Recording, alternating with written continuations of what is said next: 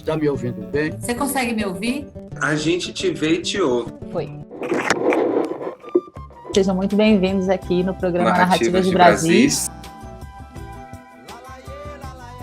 No episódio Ensaios e Memórias, nós queremos investigar essa relação das pessoas com os espaços urbanos, os espaços simbólicos, os espaços naturais, o mar.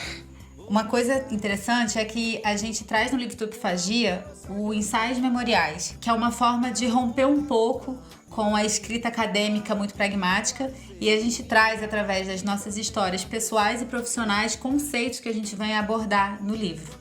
Hoje o livro lançado é o Maré Cavala, da poetisa baiana Raíssa Bonfim. Então é um pouco daí que parte essa ideia de trazer outros criadores para também contarem as suas memórias e o que elas trazem em termos de conceitos e aprendizados para esse Brasil.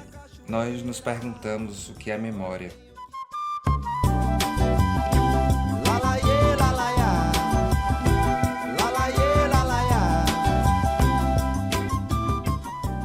Eu comecei a desconfiar quando meu pai tinha loja e eu atendia o povo da roça. Porque naquele tempo as lojas tinham um balcão.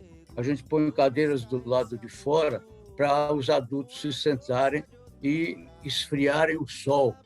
Então, eu fui descobrindo que essas pessoas iam também para conversar, porque conversar era um hábito. Eles amavam a cultura dos avós e lutavam para guardar aquela cultura para aquele não morrer. Eles faziam isso nas conversas, nos cordéis, nas festas populares, Bumba Meu Boi, Chegança, improviso. Eu acho que esse tema da memória é um tema super vasto, né? Porque eu acho que tem vários níveis de memória, assim. Eu comecei a perceber que eu não estava tão interessado assim com memória enquanto arquivo, mas enquanto produção, né? Enquanto criação dentro de um acontecimento estético. Tem uma memória que é uma memória de um percurso mesmo, enquanto indivíduo, né? Enquanto eu, Raíssa, as histórias, né, que eu fui tecendo do meu nascimento para cá. A minha investigação sobre o tempo não tinha necessariamente a ver com tempo linear, tempo não linear, ou seja, essa afirmação ou contra-afirmação a uma espécie de cronologia, mas a uma qualidade da experiência, que eu costumo chamar de uma produção de consciência ou de consciências.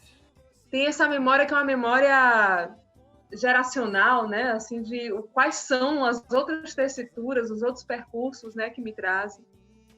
E aí nasceu da vontade de primeiro, da matéria, essa pesquisa poética, e juntar uma investigação que eu já fazia dessa ancestralidade negra da minha família materna, mas só que com um forte interesse nos buracos dessa memória da minha família materna, não necessariamente com os fatos, mas com as lacunas, né? com as elipses que existiam nessa memorialidade da família Araújo. Tem a memória coletiva, né, social, dos agrupamentos, das coletividades com as quais me identifico. A história da afro-brasileira, do afro-brasileiro, mas a memória ela é cheia de lacunas, né? É cheia de buracos, por uma interferência da historiografia. Ela é uma disciplina super complexa,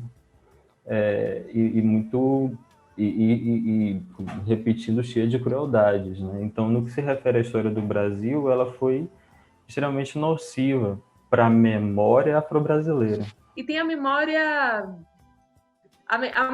do imemorial, né? Desse tempo assim sem tempo, a memória do mistério.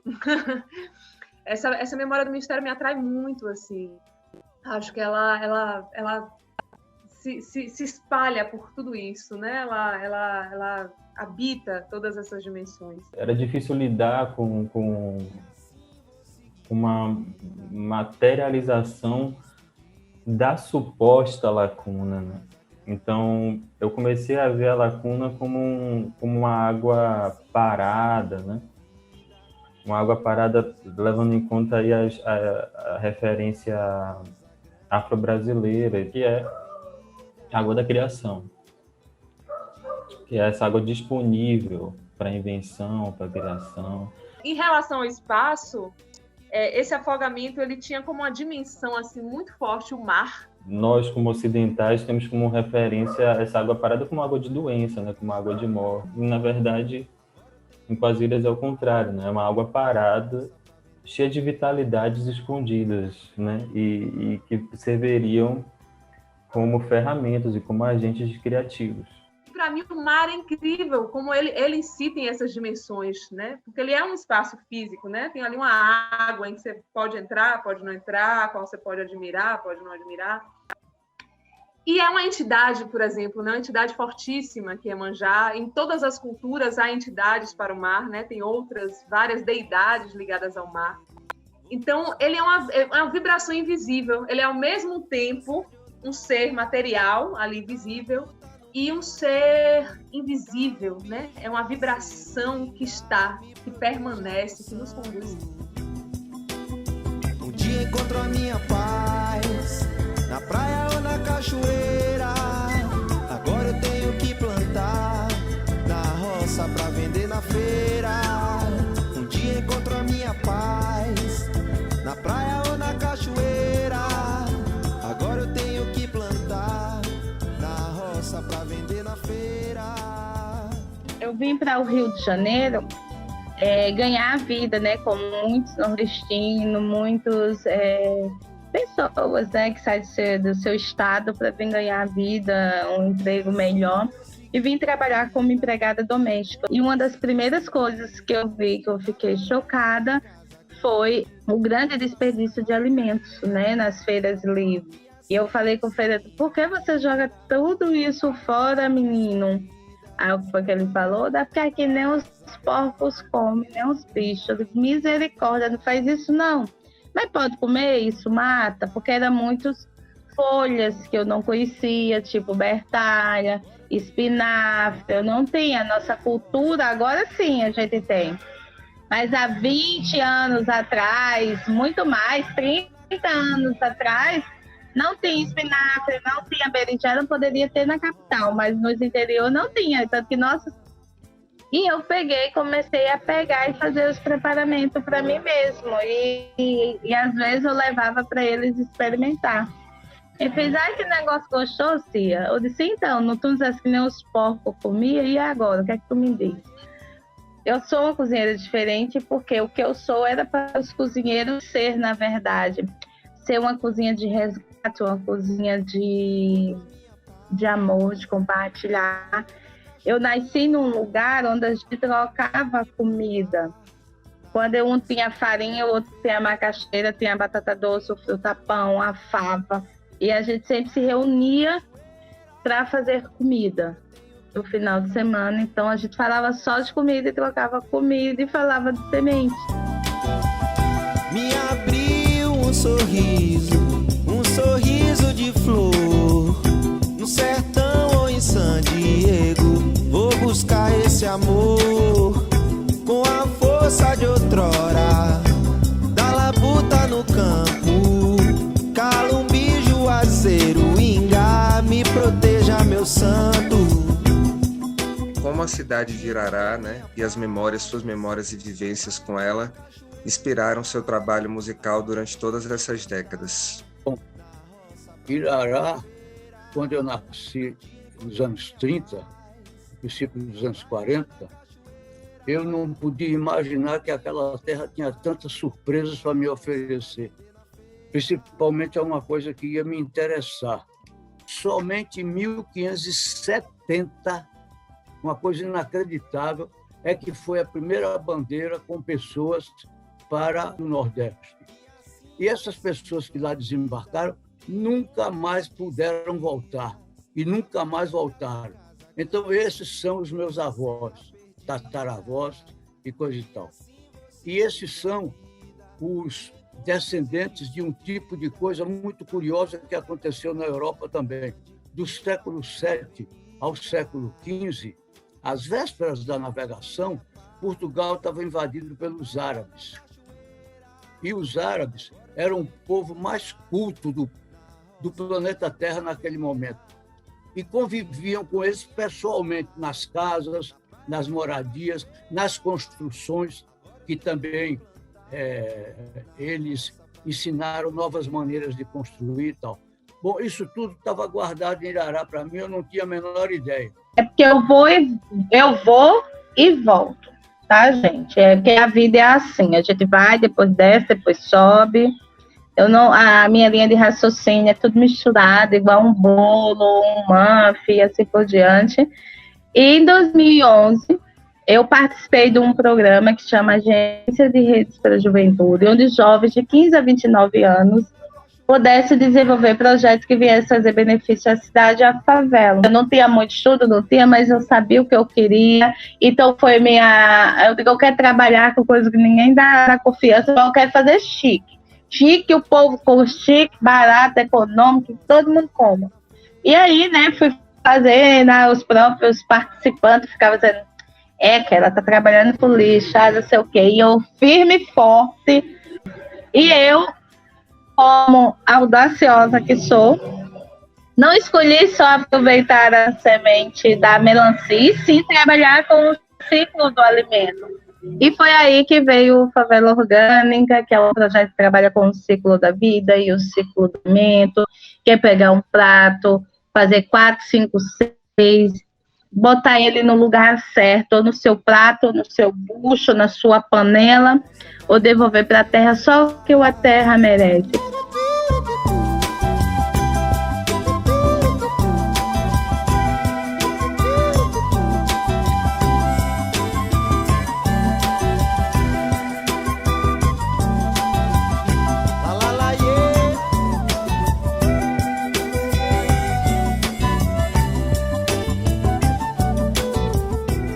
Vamos então pegar desse gancho, porque, como eu falei, a gente quer ouvir, né, essa sua narrativa pessoal, essa sua memória e como que essa memória tem a ver com o trabalho que você realiza e que deixou esse legado e ainda deixa esse legado para a gente. E nesse tempo, Kohreuter e Widmer, que eram os diretores, pescavam almas, porque pessoas formadas em música na Bahia, na velha escola de música da Bahia, eles não queriam nem saber, porque aquelas pessoas não tinham mais jeito, não podiam aprender mais nada, porque estavam contaminados pela concepção romântica da música que se ensinava lá.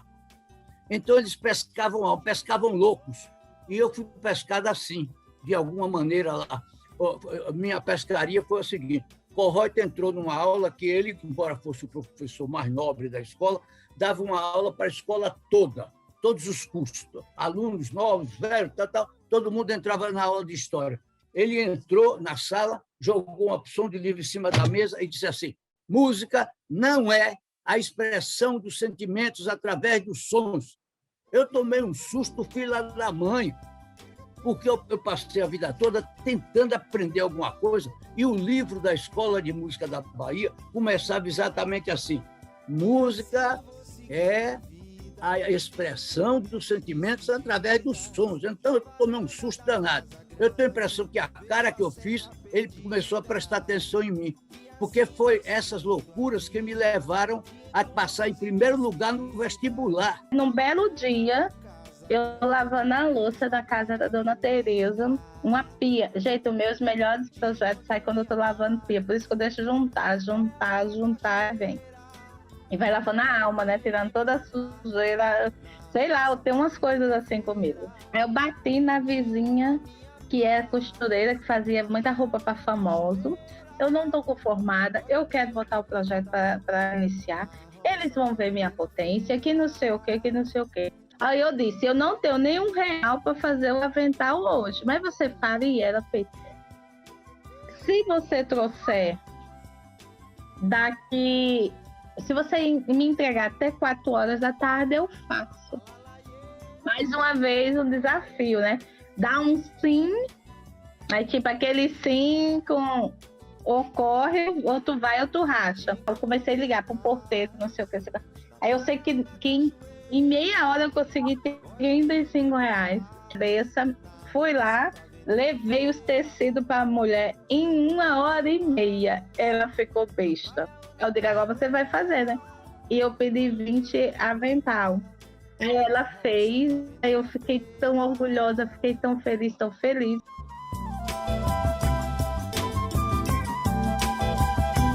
Me abriu um sorriso.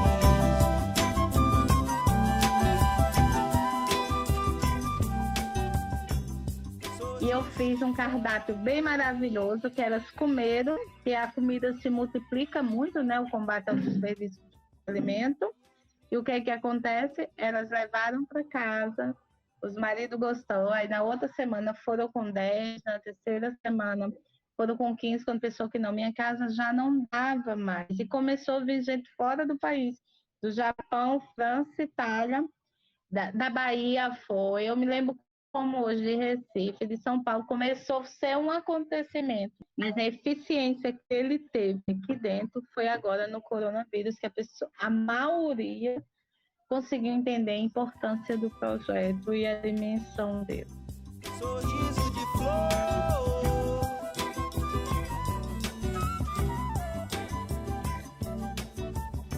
Me abriu um sorriso.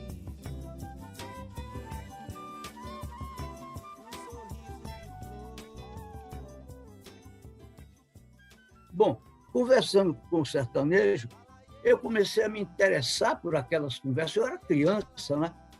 Mas não podia entender por quê.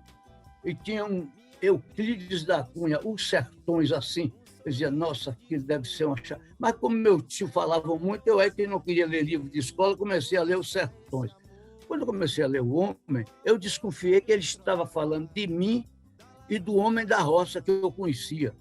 Isso foi um assombro para mim, porque eu pensava que que nós, no planeta Terra, não éramos absolutamente conhecidos, não éramos nada, estávamos do outro lado do vento. O próprio Euclides começa Os Sertões falando assim, o que aconteceu foi um assassinato, algo do tipo assim, no início do Sertão. Vamos denunciar, né? E foi realmente um massacre, né? Tipo, que a gente sabe, dizendo que eles queriam a volta da monarquia e tudo. Então, quando a República viu que não cairia bem algo do tipo, então eles começaram a transformar isso em turismo. Até isso começar a chegar em Getúlio Vargas, Getúlio começar a ver que isso pode ser algo menos escondido e mais cultural, entende? Getúlio não abomina o candomblé como crime à toa, sem a possibilidade de vender ele como turismo, entende? É algo complexo a se lidar. E que isso vai ganhar um efeito muito forte aqui na Bahia nos anos 80 com a CM, com o Carlos Magalhães. Então, isso começa a ser turistificado também. E isso vai gerando alegorias na mídia, né? Isso vai contaminar o cinema novo. E mesmo assim, eu gosto muito desse Diabo na Terra do Sol, Dragão da Maldade, produção, mas é visível ali que existe uma alegoria disso. Por quê? Porque isso está no mito do que é ser brasileiro. Porque eu acho que quando a gente sustenta muito essa relação com as referências, muito com esses ancestrais que eu falei, né, artísticos, intelectuais, parece que a obra da gente fica como um derivado do que foi, não como uma encarnação do que é, entende? Que é você, que é a sua história.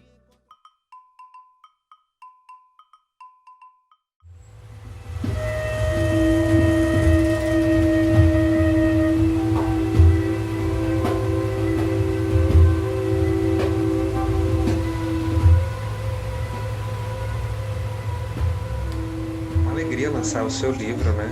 Estamos hoje aqui reunidos com essa finalidade, o Maré Cavala. A escrita do livro começou pelo título, mas não era esse, era outro. Se chamava Manual de Afogamento. Foi um livro, né, a primeira vez, minha primeira experiência, que eu primeiro pensei, eu quero fazer um livro chamado Manual de Afogamento. Quando surgiu lá em 2013, tinha a ver um pouco, porque eu estava bem imersa na pesquisa sobre a Ofélia, essa figura, né, que surge a partir da narrativa de Shakespeare ali em Hamlet, mas que para mim se apresentava como um mito pessoal mesmo, né, dessa mulher que está dentro, aparece numa trama, numa estrutura meio comportada, né, assim, muito agradável, né, ponderada e tal, e que de repente, assim, né, por uma série de perdas, de tragédias, de perda de referência, inclusive, né, porque ela perde o pai, perde a referência do próprio Hamlet, ela vai né, ela transvasa, assim, na loucura. Aí depois essa figura, ela se joga na água, num híbrido de acidente, suicídio, não se sabe muito bem, né, ela vai na árvore, está toda coberta de flores, preparada para o próprio enterro, mas ao mesmo tempo o galho quebra, ou seja, numa sintonia de coisas, e a narração do afogamento fala dela retornando é como se ela retornasse para o elemento dela, né? Isso para mim era muito forte, porque eu sempre me reconheci como uma mulher das águas, né? Assim, peixes com ascendente em Escorpião, lua em Câncer, filha de Iemanjá e Oxalá. Você, na sua trajetória, na sua história de vida enquanto sujeito, enquanto indivíduo, como é que essas memórias do seu corpo reverberam na escrita, né? Escrever tem a ver com a memória, né? Sempre, em alguma dimensão, né? A escrita poética, né? A poesia, ela tá ali sempre na borda do tempo, né? E essa borda do tempo é memória. Eu sinto que quando você fala assim, né? Como é que essa memória do corpo, se ela atua na escrita, do fazer artístico, do fazer poético, brota dessa como é que eu poderia dizer? Dessa vastidão que não se cabe, não se contém, né? É um transbordamento, né? Então, essa vastidão, ela tem a ver com muitas experiências. É como se as palavras se desprendessem de diferentes partes do corpo. E nessas diferentes partes do corpo tem diferentes tempos de vida, diferentes tempos de experiência. De repente surgem textos, surgem conversas, surgem entendimentos. E isso também transvasa, para mim, tem transvasado enquanto poesia. Então conta mais pra gente sobre o Maré Cavala, né, que é o livro que trouxe você para cá e sobre o qual a gente está conversando. Fiquei anos escrevendo esse livro. Em 2015 chegou o Lucas Moreira, que é um grande parceiro querido, assim, né, que faz a arte toda. Na verdade, ele veio para ilustrar, mas acabou que não foi uma ilustração, né, porque ele não estava ilustrando as minhas poesias, ele acabou fazendo, assim, outro pensamento sobre o livro, porque ele trouxe uma proposta gráfica que era em si, né, já texto também. A questão da parceria com o Lucas, assim, né, que é isso, foi muito preciosa, porque eu já tinha escrito boa parte dos poemas, achei que naquele momento já dava para publicar, e tinha conhecido o Luquinhas, assim, conheci em termos artísticos há pouco tempo. Eu gostei muito de um cartaz que ele fez, e aí, rapidamente, para mim foi incrível isso, né? Que ele mergulhou no texto de um jeito que foi isso. Eu dei algumas indicações, mas não tinha dimensão do que as indicações geravam. Eu falei assim, eu acho que não é exatamente uma ilustração, tem a ver com grafismos, pensar na materialidade da palavra, né? Como é que a palavra ganha forma, como é que a forma de escrever a palavra traz também um sentido. Mais de 50% das células do nosso corpo são de micróbios, não são células humanas. Ou seja, a gente é um povoado. O eu é uma ilusão até em níveis biológicos, sabe? Tem menos célula humana do que célula micróbia de outros seres, né? O que eu chamo de eu, é um povoado, é uma comunidade, é uma cidade, é um planeta. Então, era um livro assim para resgatar essa memória atávica das águas. Leia pra gente para trazer essa sensação poética disso que você está trazendo. O poema chama Nadadeiras.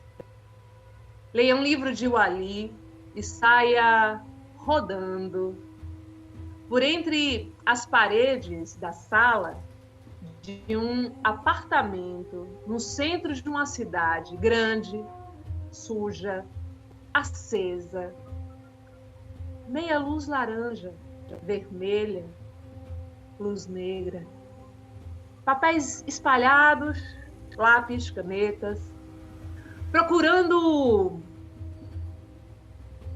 procurando uma palavra, um gesto, um foguete que te leve a Bogotá, a Marrakech, a Xangri-Lá, ou alguém para conversar numa língua maga, ou para trocar alguns silêncios. Quem diabo entenderia a esta hora, a esta altura, neste grau de incompletude? Percorra cada cômodo até ser impossível suportar as manchas escuras no piso, a cor das cortinas, os ímãs de geladeira, e fazer, se preciso, sair para beber num bar com os vadios, com os mendigos, com os malquistos. Sinta toda a urgência disto e se lembre do que dizem, que você é bonitinha, classe média, bem educada. Vão querer te roubar, te matar, te violar. Vão querer te condenar. Então você não pode nem sair, nem Bogotá. E você não escreve nada, inventa nada, não tem nada, não faz nada, não quer nada. Nada, nada, nada, nada, nada, nada, nada, nada. Afinal, o que é o Brasil para você? O que é o Brasil para você? O que é o Brasil para você? Ui! Nossa, é uma alta provocação. Caramba. Ixi, Maria. O Brasil pra mim. O Brasil pra mim. O Brasil pra mim. Ai, o trem pegou, vocês me pegaram, hein? Fiquei bem emocionada quando você falou o que é o Brasil, né? Nas Américas, onde está a música mais rica, culturalmente falando, assim, é muito difícil você falar rica culturalmente, mas eu quero dizer assim, mais diversa, mais plural, mais moderna, mais pós-moderna, é a música que é feita nas Américas, porque é uma música nova, e é uma música que é a base de tudo, né, que se escuta hoje no mundo ocidental, né? Vem estar aqui nas Américas, né, que é a questão aí, a música caribenha, salsa, reggae, blues, jazz, samba, cúmbia.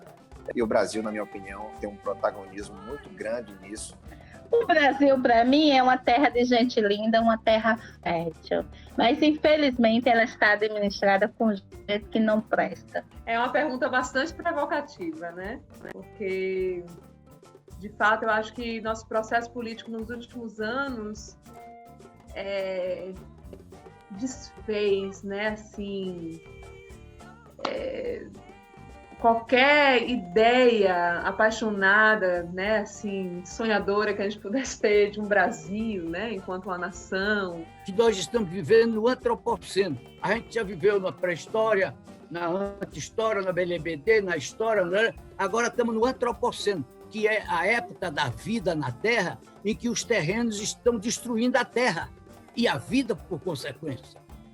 Quando a gente tira uma floresta, o ser humano não é que ele saiba como é que a floresta ajuda ele a viver.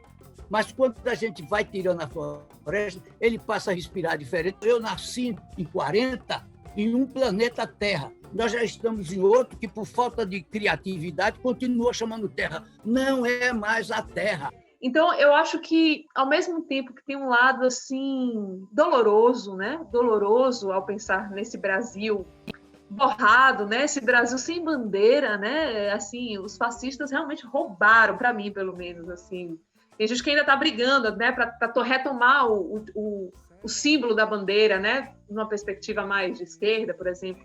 Eu confesso que, para mim, já não consigo mais, né? Eu sinto que as representações simbólicas desse Brasil, a bandeira, né? O Ordem e Progresso, elas estão completamente saturadas, assim. Então, eu acho que o Brasil, nesse momento, é uma convocação, é uma grande convocação. Essa alcunha, esse nome, essa ideia de nação, eu acho que, nesse momento, é uma completa convocação a uma atitude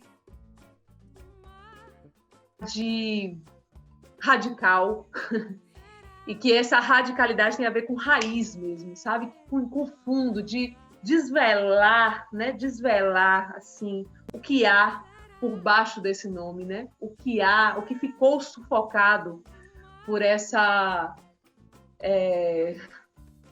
denominação. Então, por exemplo, digamos que uma situação acontece que me desperta, toca numa marca e me desperta uma raiva. Aí, se eu tenho uma raiva, eu posso reagir a essa raiva de uma maneira recorrente. Eu vou lá e olha, eu tô com raiva, eu chamo todo mundo e quero conversar, eu quero falar.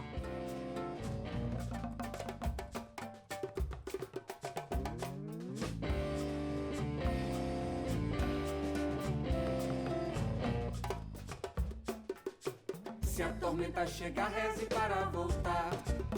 Iemanjá, Rio Vermelho jogando na beira do mar.